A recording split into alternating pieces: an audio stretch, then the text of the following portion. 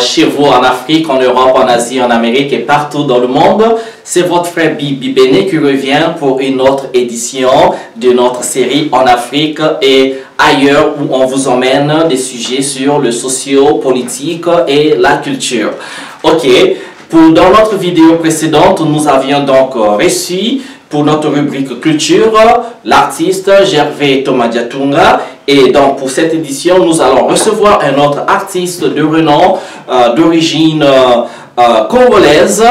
Et il se présentera, on ne va pas vous dire son nom, il vous dira son nom lui-même. Et il va partager avec nous le travail qu'il fait en Afrique, dans le monde. Et c'est avec plaisir qu'on le reçoit. Cette rubrique culturelle, elle est très riche. Et je vous encouragerai de vous abonner à notre chaîne, de laisser des commentaires de manière toujours respectueuse, laisser des pouces comme ça, like, et partager la vidéo au maximum pour que les gens découvrent notre univers, le travail que nous faisons. Ce serait que, on vous en remercierait beaucoup, bien sûr. On serait très reconnaissant de ces partages-là que vous ferez. Donc, sans plus tarder, on va donc transitionner dans notre plateforme pour recevoir cet artiste qui a à partager, que vous donnera à boire et à manger, mais qui surtout va vous inspirer de son travail tout simplement louable. Et moi, je suis très honoré. Restez sur vos sièges et on ramène l'artiste, on va le rencontrer et on commence à ce partage. À tout à l'heure. Voilà, on va le recevoir, notre artiste, le voici qui arrive sur notre beau plateforme, une belle plateforme ici, et l'artiste il arrive. Bonjour. Ok, bonjour, beauté. Vraiment, tu peux prendre place, cher ami. Merci beaucoup. Alors, comme promis, l'artiste il est là, c'est avec plaisir qu'on le reçoit. Ah là là là là là là. Alors, comment tu vas? Bah écoute, comme on dit en anglais, I can't complain. I can't complain. Je me porte bien, je suis, tu vois. Bon, l'artiste parle plusieurs langues, il y a l'anglais, il y a le français, il y a aussi des langues chez nous, l'ari et autres. Yeah. Donc il faut se sentir libre de s'exprimer, on fera les traductions là où c'est nécessaire. Okay. Alors sans plus tarder, peux-tu te présenter à notre audience, comme ça l'audience va découvrir qui tu es? Oh ouais, moi je m'appelle Andoche Lubaki et je suis congolais, du Congo-Brazzaville. Ben voilà, je suis un artiste. D'accord, et artiste dans quel domaine? Musique, danse, peinture? Je suis dans la musique incorporée aussi avec la danse. Incorporée avec la danse. Chorégraphe aussi? Je suis chorégraphe, je suis metteur en scène. Metteur en scène, directeur artistique, producteur. Producteur aussi. Voilà, je vous avais bien dit les gars que lui, Andoche Lubaki, il porte plusieurs chapeaux. Et comme il a dit, il est un peu tout. Musicien, percussionniste, danseur, chorégraphe, directeur artistique et producteur. Alors, on va partir comme d'habitude à ce que j'appelle un carnet d'identité. C'est comment c'est arrivé, la genèse de votre parcours? Vous avez commencé, donc tu as commencé la danse, s'il faut se tutoyer, tu as commencé là où? À quel âge, en quelle année, dans quelle ville, et comment c'est arrivé? Les débuts c'était comment? Ouf, ça remonte à comme diraient d'autres personnes, à des années-lumière.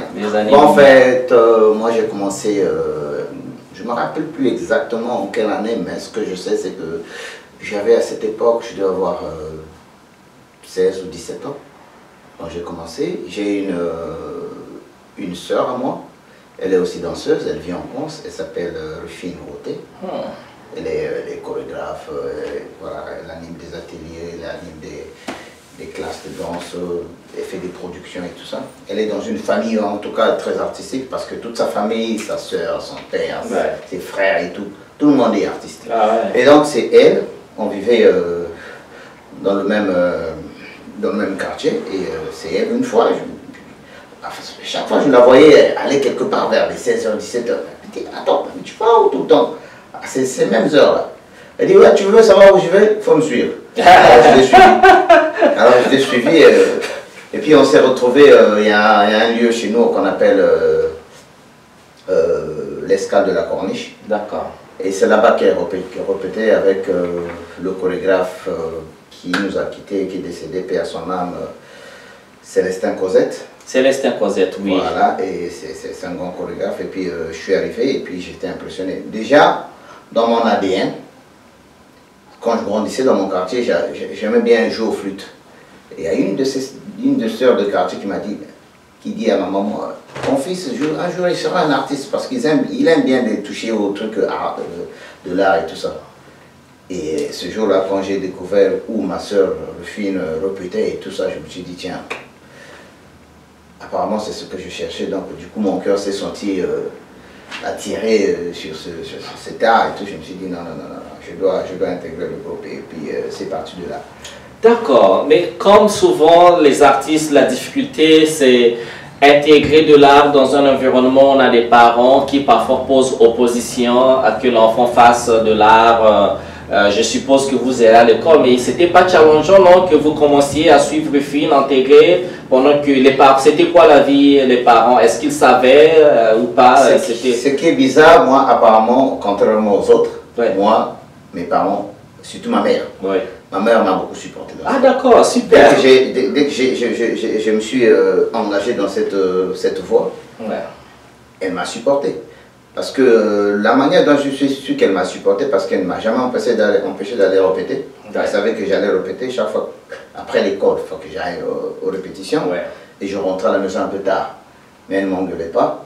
Et le premier jour que j'ai eu mon piercing sur mon oreille, vous savez, ce même piercing, ce même boucle d'oreille, c'est ma mère qui me l'a donné. Oh wow! Et je me suis même fait tresser les cheveux à la Chris Cross. Ah, ok, dans les temps, je pense que c'est groupe américain, les deux jeunes. On fait couper les cheveux et on coupe comme ça, les mèches, et tout ça. C'était mon on aimerait bien voir les photos, parce que vous avez beaucoup de cheveux là. C'était sur mon premier voyage à l'époque. Oh wow! Il y avait un festival qu'on appelait l'Expression 7 au Congo. J'ai voyagé avec Boris Nganga, Ange Matoko, Faustin le claveuriste, il y avait Mireille Tcheter, il y avait Rufine Woté, donc c'était un spectacle qu'on appelait Mami Wata Blues, il y avait la comédie musicale et tout ça, un peu de texte théâtral. Un peu genre opéra. Voilà, c'est ça, ça a été mon premier monté sur scène. D'accord. Et la première fois que je suis monté sur scène, donc j'ai joué ce spectacle-là. Et puis j'ai eu la chance, la première fois que je suis monté sur scène, c'était pour une tournée. Waouh! Mais bravo! Mais ça n'arrive pas. Parce que ça n'arrive pas. Pourquoi? Parce que les artistes, quand vous commencez, il faut trimer. Il faut passer 5 ans, 10 ans avant une tournée. Moi, je pense que c'est plutôt l'influence de ma mère parce qu'elle m'a supporté et donc ça m'a donné de la force. Ah, mais ce soutien-là, c'était la bénédiction. C'était une bénédiction. Et les parents là-bas, est-ce que vous pouvez soutenir tous vos enfants là? Surtout parents africains. Moi, je pense qu'il faut le faire. Faut pas en tout cas déséquilibrer le mental de l'enfant quand l'enfant a choisi un chemin où il veut vraiment s'exceller. Moi je pense qu'il faut lui laisser le temps. C'est bien les études, on ne peut pas tout faire sans études, mais moi je pense qu'on peut mélanger les deux en même temps. D'accord. Aller à l'école et puis suivre sa passion. Oui, c'est vrai. Je suis un parfait exemple. Ah oui, ça c'est vrai. Parents, on peut allier allier les deux, c'est un conseil aussi. Les enfants peuvent faire des études, ils peuvent aussi faire leur passion dans l'art ou dans le sport. Merci en tout cas pour ce partage. Mais parlons un peu des influences. Il y a eu Rufine Woté, il y en a eu Célestin Cosette. Il y a eu qui d'autre dans ta formation, les professeurs qui ont, ou encore ces personnes qui ont influencé ta carrière? Celui qui a plus influencé ma carrière en dehors de mon chorégraphe Célestin Cosette, c'est Boris Nganga. Boris Nganga m'a beaucoup encouragé et il m'a beaucoup formé aussi. Hein, juste quand on arrivait aux répétitions, donc avant même qu'on commence les répétitions, enfin il m'avait pris sous son aile, donc je suis arrivé, il s'est dit, bon écoute, si tu peux arriver soit 1 heure avant qu'on commence, tu viens, moi je vais te donner quelques trucs, toi, tu vois. Et donc c'est ce qu'on faisait, moi je m'arrangeais toujours. Parfois je coupais l'école, donc je savais que c'était pas l'heure de finir l'école et j'avais encore peut-être 1h30 qui restait. Moi j'ai inventé un truc dans la classe, je dis professeur, le maître, écoutez, moi je me sens pas bien et tout ça, je dois rentrer à la maison parce que je suis pas... Et dès que je sortais, j'allais pour avec Boris. L'école buissonnière, Boris m'a beaucoup aidé et ma soeur Rufine aussi m'a beaucoup entraîné en tout cas. D'accord. Et il y a quelqu'un d'autre dans cette histoire d'art qui vous a influencé? Celui qui m'a encore influencé, c'est le monsieur qui m'a appris à prendre le tam-tam, à jouer au tam-tam. Ah bon?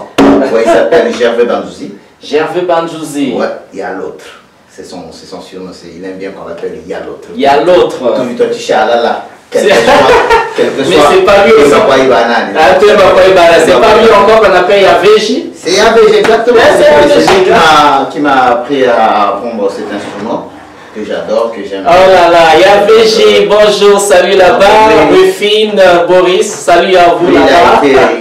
Il a été aussi, il a aussi influencé ma carrière pour...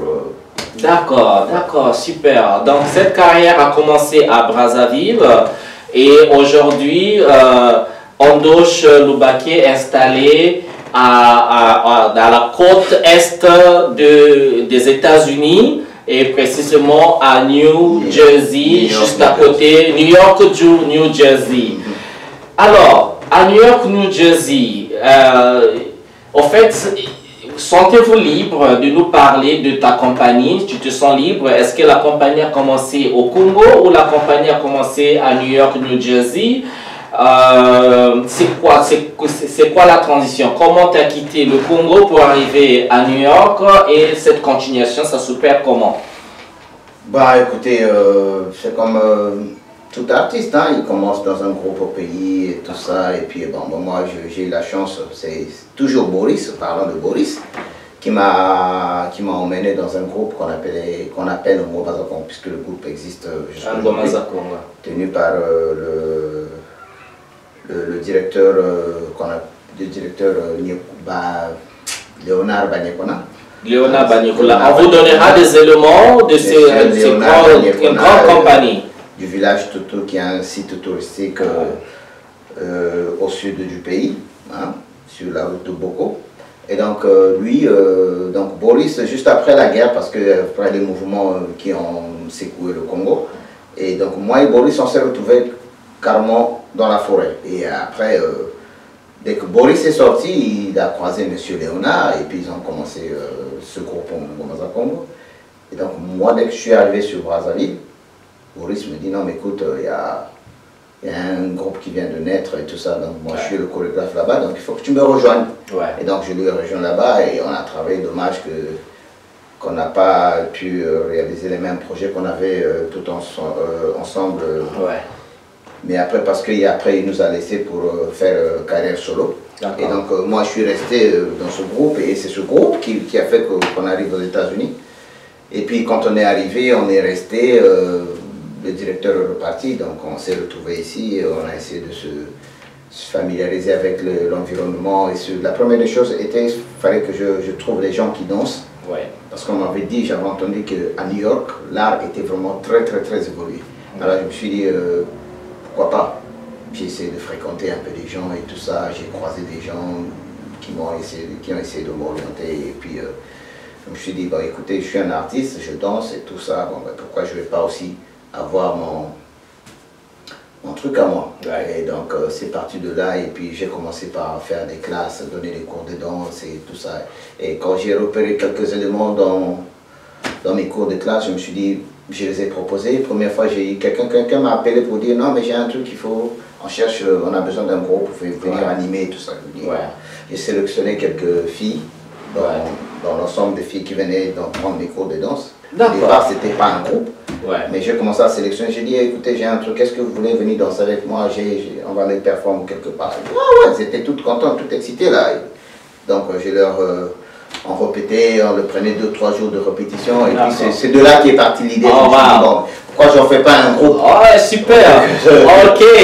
On va faire une petite pause, les gars. Il y a eu tellement de choses partagées avec des grands noms. On va vous montrer en image quelques éléments de ces grands noms et encore de son travail au Congo. Et quand on reviendra, il va continuer de nous parler de son groupe, du travail qu'il fait. Et ce sera toujours avec plaisir. Donc, regardez en image et on se retrouve tout de suite.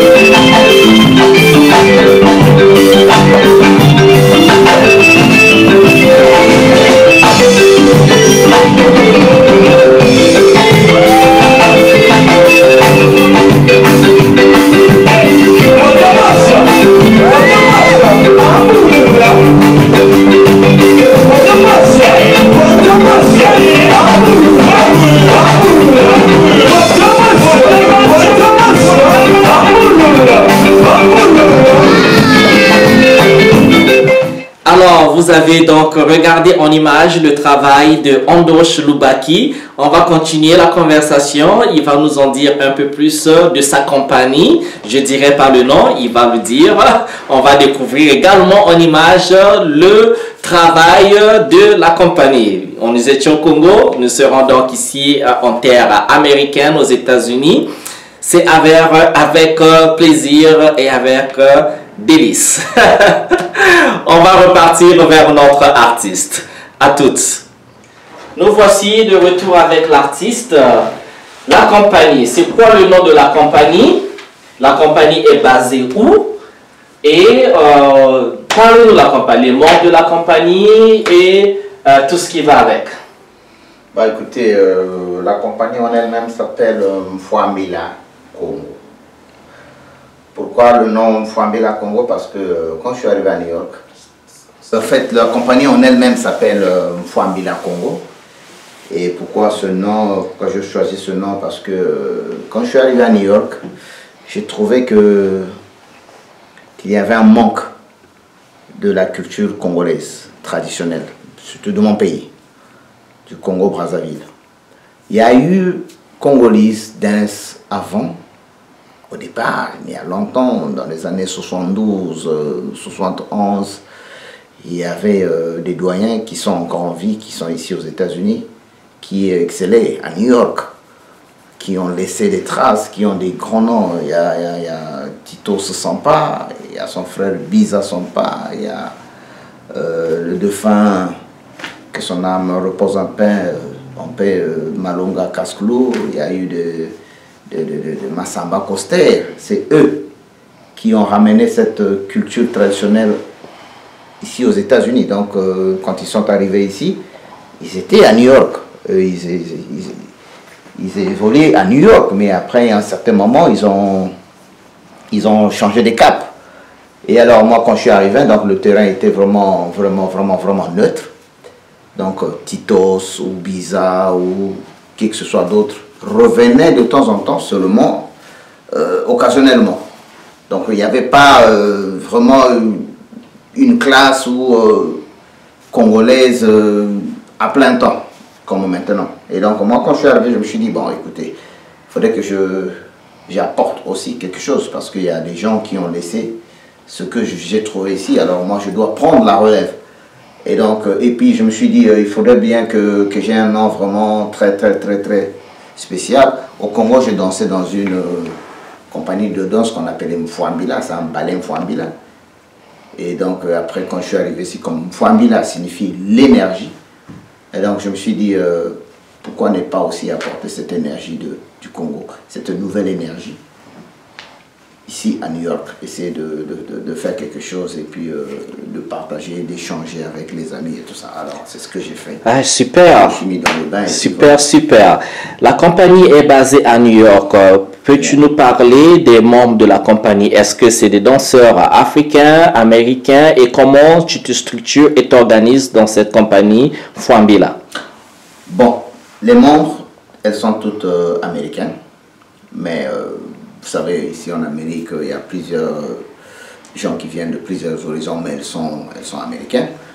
Et donc, j'ai des Jamaïcains qui sont américains, j'ai des Brésiliens qui sont américains, j'ai des gens de l'île, et puis j'ai des Américains esclaves aussi qui sont dans le groupe.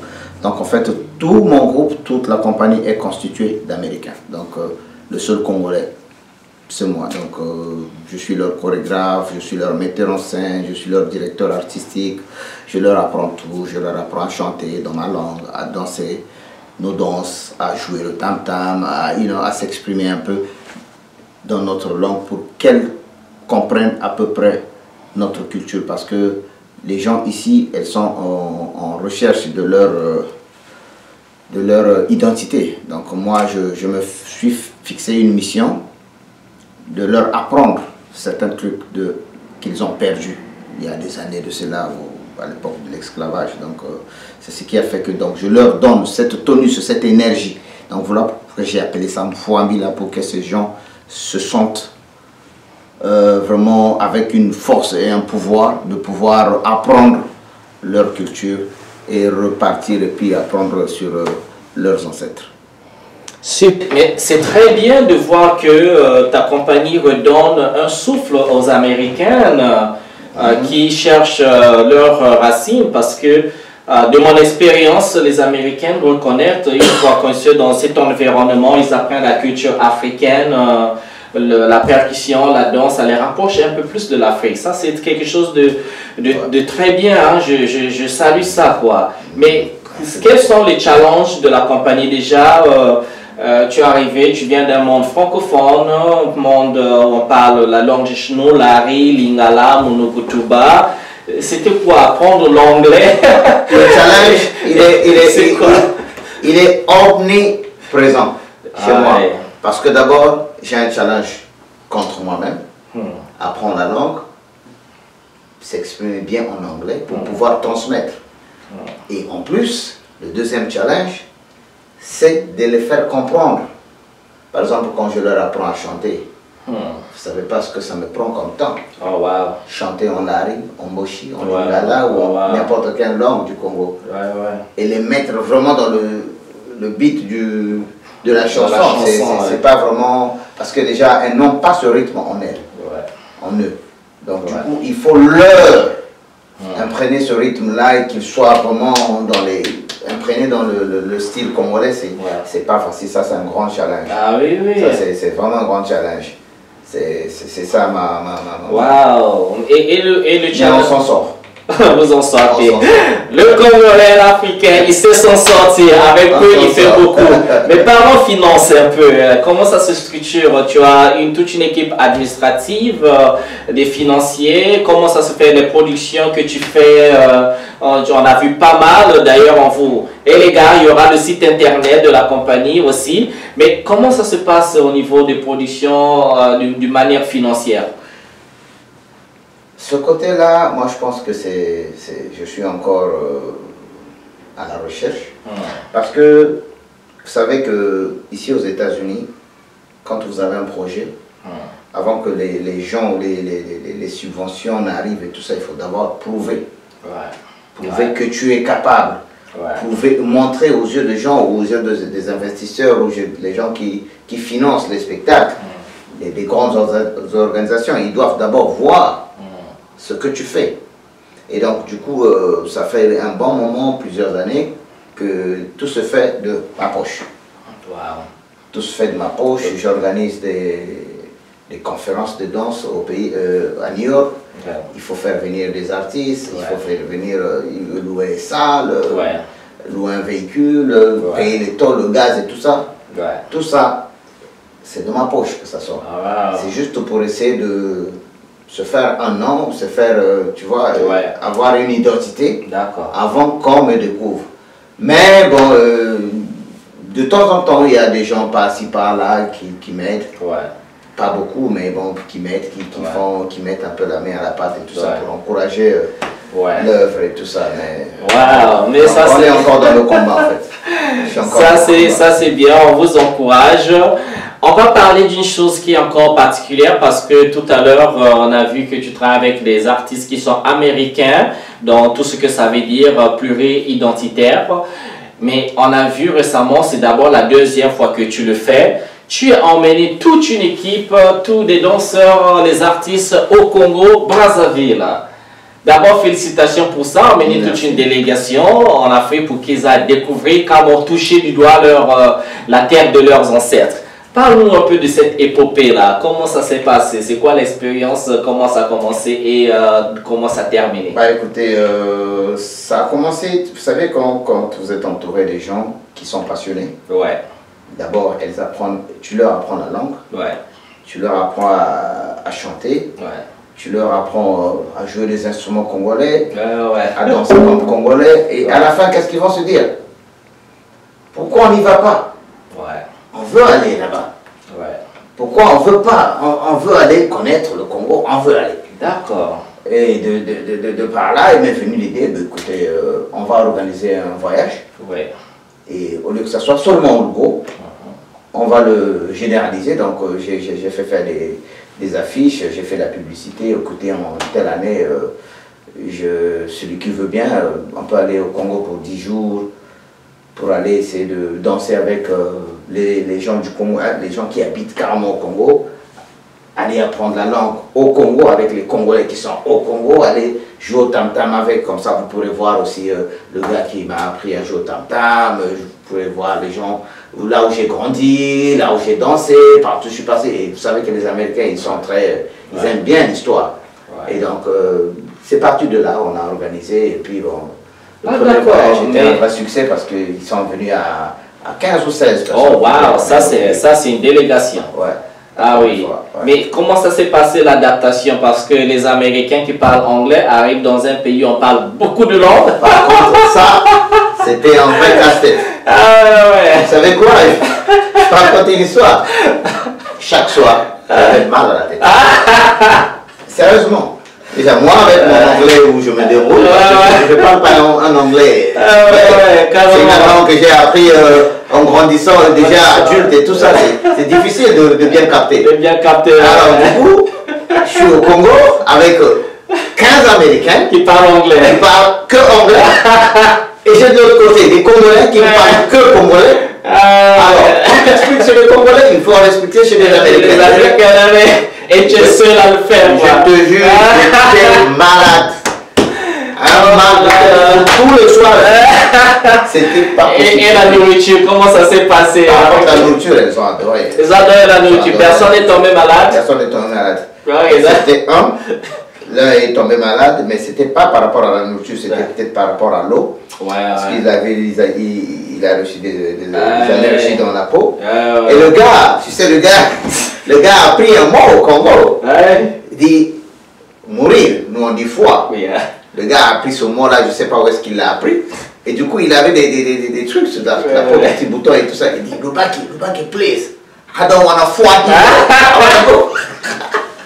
I don't want to fight here. I don't want to fight here. I want to go back to I love Congo, but I don't want to fight here.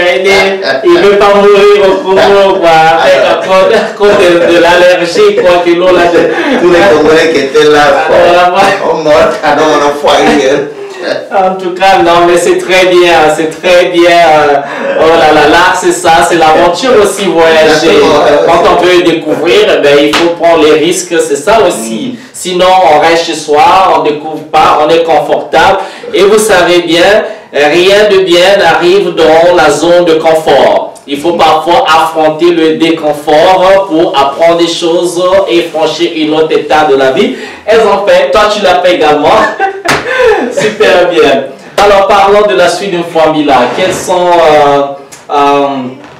sont, mais avant d'abord d'en parler les gars, on regarde en image quelques de ces danses, de cette épopée, ces aventures des artistes américains qui ont voyagé au Congo. Donc regardons en image, puis on revient tout de suite là.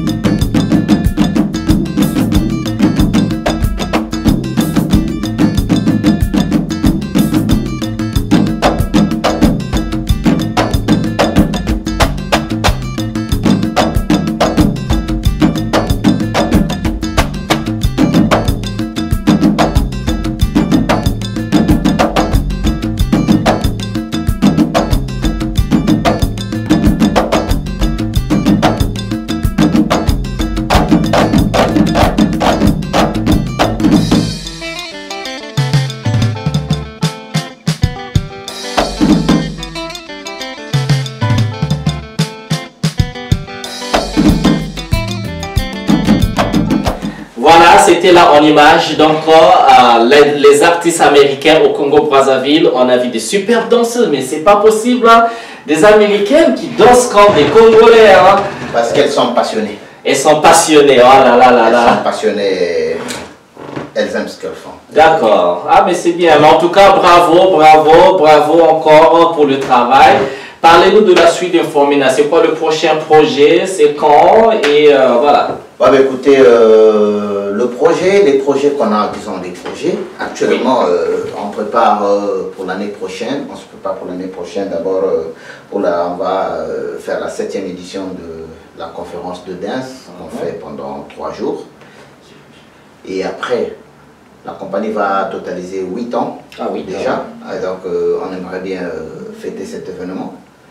Et enfin, on va essayer de faire un spectacle avec tous les artistes qu'on va inviter. C'est-à-dire qu'on j'aimerais bien faire un spectacle vraiment très traditionnel.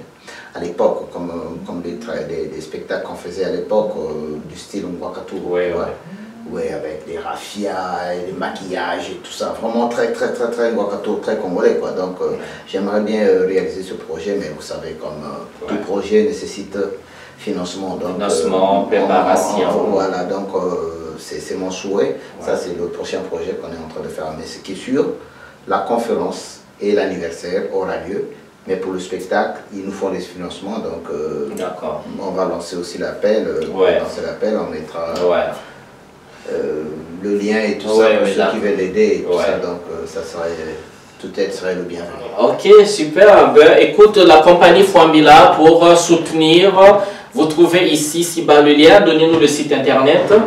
Mon site internet, le H, si vous voulez, www.congolaisdancenewyork.org. D'accord, c'est là en bas, vous regardez déjà, c'est facile à lire. On vous demande de visiter le site, partager la vidéo. Si vous voulez faire du booking pour la compagnie, il est là, il prend des cours de danse publics, cours de danse privés, spectacles, dans un théâtre, dans un salon, dans votre jardin. Où vous voulez. Où vous voulez. Donc, c'est des belles images, c'était un beau travail. Regardez également la compagnie sur la page Facebook de la compagnie qui est là. On met ici également. Donc, trouvez la compagnie en ligne, mais partagez parce que l'artiste vit de soutien du public, des mécènes. Ça fera que plaisir, avec plaisir. Donc, nous savons que nous avons cette édition, c'est en français. On fera notre mieux de traduire en anglais également, en caption, pour permettre à un public un peu large d'écouter. Sinon, on fera une prochaine édition en English. Alors, un dernier mot par rapport à un concert aux artistes du Congo, un concert aux artistes d'ici, ou un dernier mot pour, voilà, pour ceux qui nous suivent, parce que c'est très important ce que vous faites, mais il y a l'avenir également. Donc, qu'est-ce que vous nous dites? Écoutez, d'abord, merci pour votre temps, merci à vous pour m'avoir accordé cette opportunité de pouvoir m'exprimer, parce que c'est pas des choses qui arrivent fréquemment ici aux États-Unis. Et en plus, ce que je dirais à mes frères et sœurs artistes, moi je pense que c'est... faut aimer ce qu'on fait et puis avoir de la patience. Il ne faut jamais précipiter les choses, il faut être passionné de ce qu'on fait, il faut aimer ce que tu fais. Et moi je pense que si tu aimes ce que tu fais, tu en récolteras des fruits. Ouais. Merci, merci d'être venu pour notre édition, toujours dans la série En Afrique et ailleurs. Abonnez-vous à la chaîne, partagez la vidéo, laissez des commentaires, toujours de manière respectueuse les gars. Votre contribution sera bien reconnue. Et quoi d'autre? Likez comme ça pour plus de traction.